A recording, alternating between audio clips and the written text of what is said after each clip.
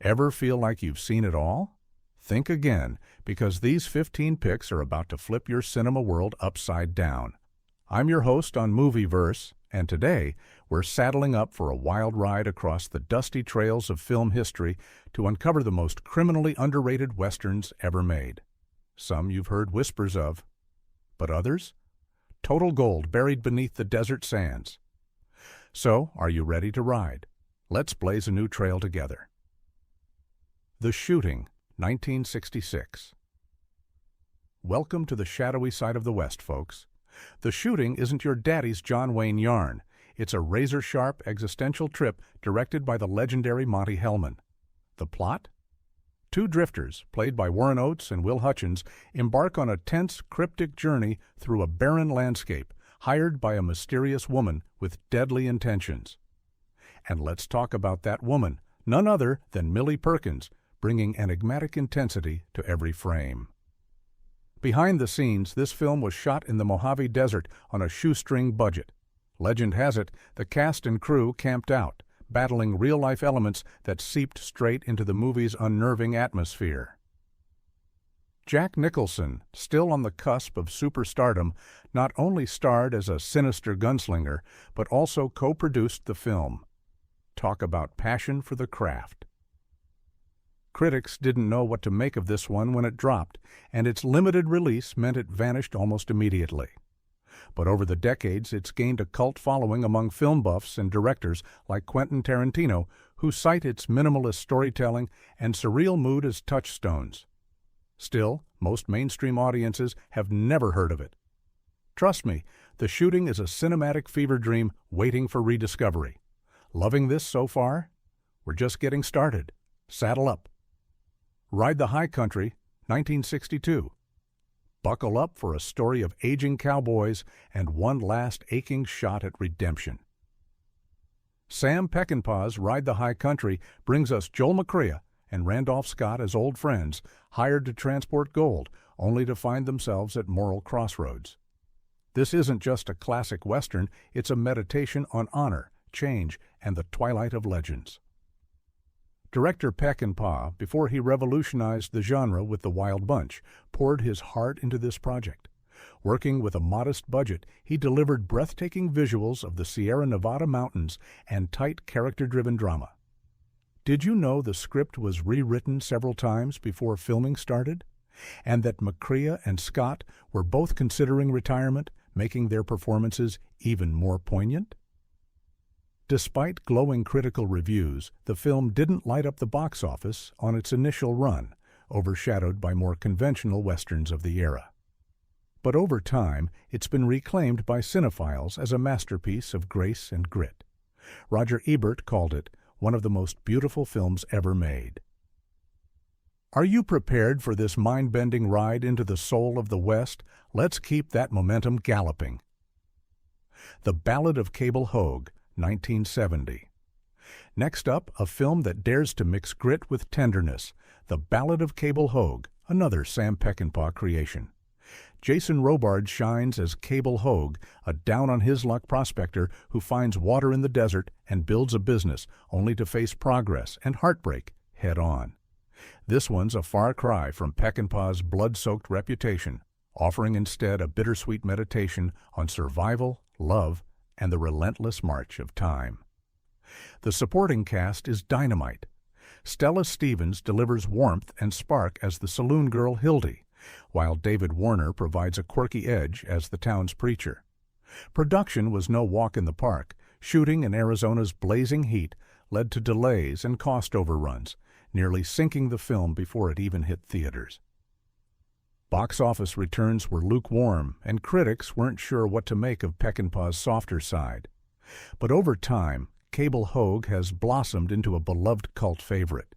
Its offbeat humor, emotional depth, and Robards' performance, achingly beautiful, mark it as a true hidden gem in Western lore. Ready for more unsung legends? Let's keep riding. The Proposition, 2005. Ever wonder what would happen if the Wild West went down under?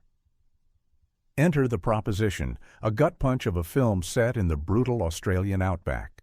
Written by musician Nick Cave and directed by John Hillcoat, this modern Western features Guy Pearce as an outlaw torn between family loyalty and savage law enforcement. The cast is stacked.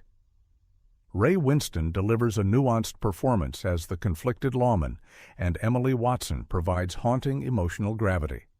The film's production was equally intense, shooting in scorching Queensland heat and grappling with violent sandstorms. Cave's haunting soundtrack elevates every frame, giving the film a unique, eerie pulse. Despite critical acclaim at Cannes and other festivals, the proposition barely made a ripple at the box office. Still, its raw power and uncompromising vision have won over legions of fans and inspired a wave of modern neo-westerns. This one's a bruising, razor-sharp ride you'll never forget. Digging these picks? Stick around. We're just getting into the deep cuts. Ulzana's Raid, 1972. Time to crank up the tension. Ulzana's Raid is a Western as psychological thriller. Directed by Robert Aldrich and starring Burt Lancaster, the film follows a young, naive officer and a weathered scout as they hunt an Apache war chief on a violent rampage. The desert becomes a battlefield for wits and wills.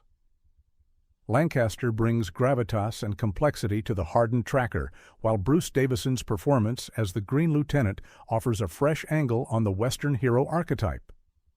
Production was fraught with controversy. Aldrich battled with the studio over the film's unflinching depiction of violence and moral ambiguity. Shooting in the arid landscapes of Arizona, the cast endured real-life hardships that mirrored their characters' struggles. At the box office, Ulzana's Raid was a modest performer, and its grim outlook divided critics. But it's exactly that grit and honesty that have given it new life among fans of revisionist westerns.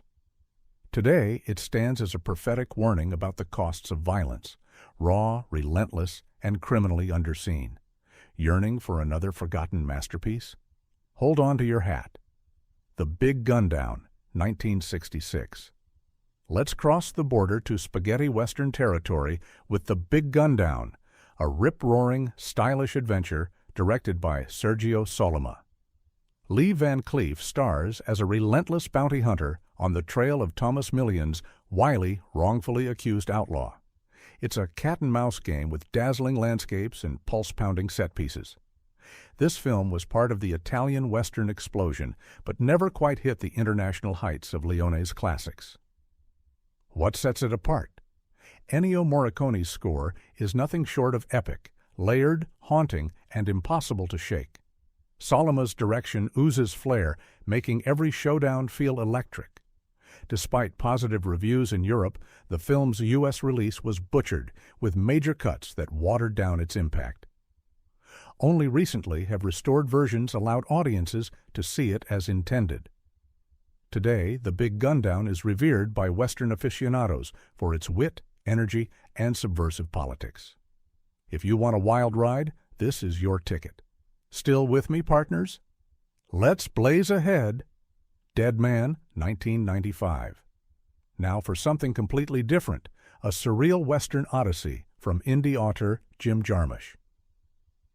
Dead Man stars Johnny Depp as William Blake, a timid accountant who stumbles into a dreamlike, deadly adventure through the frontier, guided by a mysterious Native American named Nobody.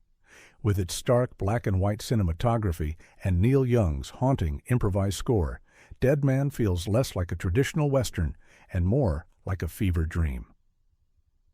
Production took place in the forests of Washington State, and the cast is stacked. Gary Farmer delivers a career-defining performance as Nobody, while cameos from the likes of Robert Mitchum and Iggy Pop add to the film's offbeat allure. The film bombed at the box office, baffling audiences expecting a straightforward shootout. But critics and cult fans quickly embraced it as a profound meditation on death, identity, and America's mythic past. Roger Ebert called it one of the very best films of the 1990s. Are you ready for a mind-bending ride into the heart of darkness? Still thirsty for more forgotten gold? Let's ride on. The Great Silence, 1968. Snow and silence, two things you rarely see in a Western, but the great silence flips the script in every way. This Italian masterpiece, directed by Sergio Corbucci, places mute gunslinger Jean-Louis Trintignant against a ruthless gang of bounty hunters led by a chilling Klaus Kinski. Set in a snowy Utah, filmed in the Italian Alps, this film is stark, bleak, and utterly mesmerizing. Corbucci pushed boundaries with a downbeat, unforgettable ending that shocked audiences. The score by Ennio Morricone is both haunting and lyrical, elevating the film to near-mythic status. The Great Silence was deemed too dark for American audiences and wasn't released in the U.S. until decades later. Its anti-hero, subversive politics, and haunting beauty have inspired directors from Tarantino to Scorsese. If you crave westerns that break every rule, this is one you can't miss. Feeling the chills? Don't worry, we're just heating up. The Shooting Party, 1985, a.k.a. The Shooting Match. Okay, let's take a brief detour to a UK-set Western-infused drama, a film that deserves recognition among genre fans. The Shooting Party isn't your typical odor. Instead, it fuses British period drama with Western motifs, featuring James Mason in his final screen role as a lord hosting an ominous shooting party on the eve of World War I. The cast also includes Edward Fox, John Gielgud, and Cheryl Campbell, delivering razor-sharp performances amid the misty countryside. The film's atmosphere, taut with unspoken tensions and old-world codes, mirrors the emotional landscapes of classic westerns. Shot on location in Oxfordshire and Warwickshire, this film brims with gorgeous autumnal imagery and impeccable production design. Despite critical praise, it was overshadowed by bigger 1985 releases and barely recouped its budget. Over time, it's developed a cult following for its elegiac mood and meditation on a dying era, much like the best revisionist westerns. Ready for more hidden treasure? Giddy up. The Outrage, 1964. Can a western be a philosophical puzzle? The Outrage says yes, transplanting Akira Kurosawa's legendary Rashomon to the Old West. Paul Newman, in bold brown-face makeup, stars as the bandit at the center of a murder mystery, told from wildly conflicting perspectives. Directed by Martin Ritt and co-starring Lawrence Harvey and Claire Bloom, the film was a risky move for MGM. Production wrestled with the challenge of adapting a Japanese classic into a Western context, but the ensemble cast brought layers of emotional truth to the project. The film struggled at the box office and remains rarely discussed even by genre fans. Yet it's a mind-bending ride into the nature of truth, justice, and the stories we tell. An unsung masterpiece with striking cinematography and Newman's magnetic presence. Is your must-watch list growing yet? Stay tuned. There's more to come. Monte Walsh, 1970. You want authenticity? You got it. Monte Walsh is a gritty, melancholy portrait of cowboys facing extinction as the 20th century approaches. Lee Marvin stars as Monte, with Jack Palance as his loyal friend, both delivering heartbreakingly human performances. Directed by William A. Fraker and based on Jack Schaefer's novel, this film shuns shootouts for slow-burn drama and lived in detail. The Wyoming locations are breathtaking, the script is rich with longing, and the supporting cast, including Jean Moreau, adds depth and poignancy. Despite its emotional power, the film flopped at the box office, overshadowed by flashier fare. Today, it's cherished by Western purists and anyone who's ever felt nostalgia for a vanishing way of life. This one's an aching, bittersweet elegy. Don't let it slip through your fingers. Need a breather? Nope, we're galloping on. Hannie Calder, 1971. Revenge Redefined. Hannie Calder stars Raquel Welch as a frontier woman turned gunslinger after a brutal attack. It's one of the first westerns to put a female Avenger front and center, with support from Robert Culp, Ernest Borgnine, and Christopher Lee as the philosophical gunsmith. Directed by Burt Kennedy and shot in Spain's Tabernas Desert, the production boasted international flair. Welch trained hard for the role, learning to handle firearms and ride horses with swagger. The film's mix of grit, dark comedy, and proto-feminist themes set it apart. Hannie Calder wasn't a major hit in its day, but later generations have celebrated it as a trailblazer for women in action cinema. Quentin Tarantino even cited it as an inspiration for Kill Bill. Don't overlook this powder keg of a Western. Ready for another mind-blower? Here we go. The Long Riders, 1980. Talk about a family affair. The Long Riders casts real-life brothers, the Carradines, Keaches, Quaids, and Guests, as the infamous James Younger gang, bringing sibling rivalry and chemistry to every frame. Directed by Walter Hill, this is a Western that's stylish, authentic, and brimming with bullet-riddled bravado. Filmed on location in Georgia and Arkansas, the film recreated historic robberies and shootouts with stunning realism. Ry Cooder's rootsy soundtrack adds twang and tension, while Hill's kinetic direction keeps the action sharp. Despite critical praise and a devoted cult following, The Long Riders never achieved mainstream glory. But its innovation in casting, staging, and style has influenced countless filmmakers. This is one gang you'll want to ride with. Feeling that cinematic adrenaline?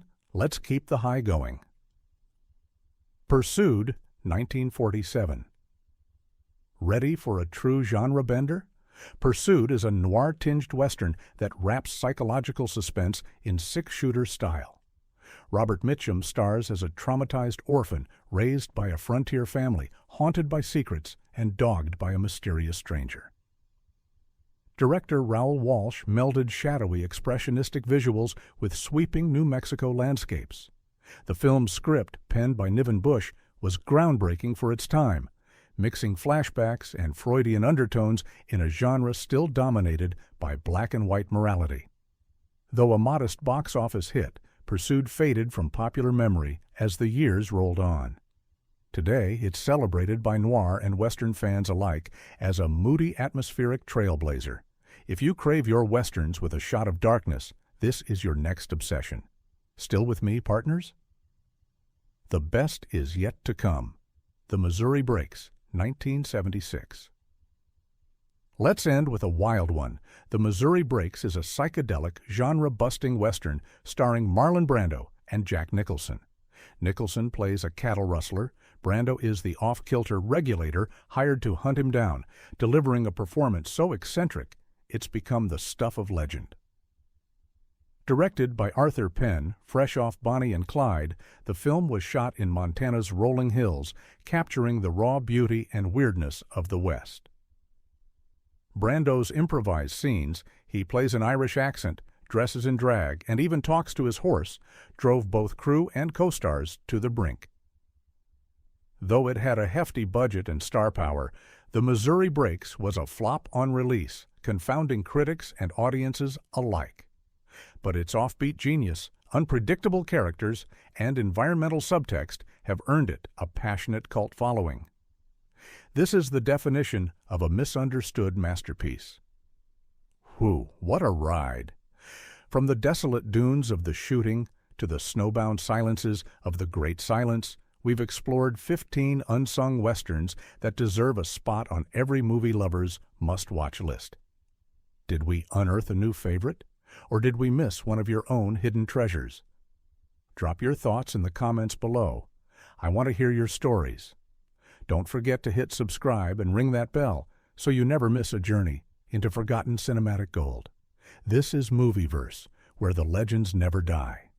Until next time, keep riding into the sunset and keep those hidden gems alive.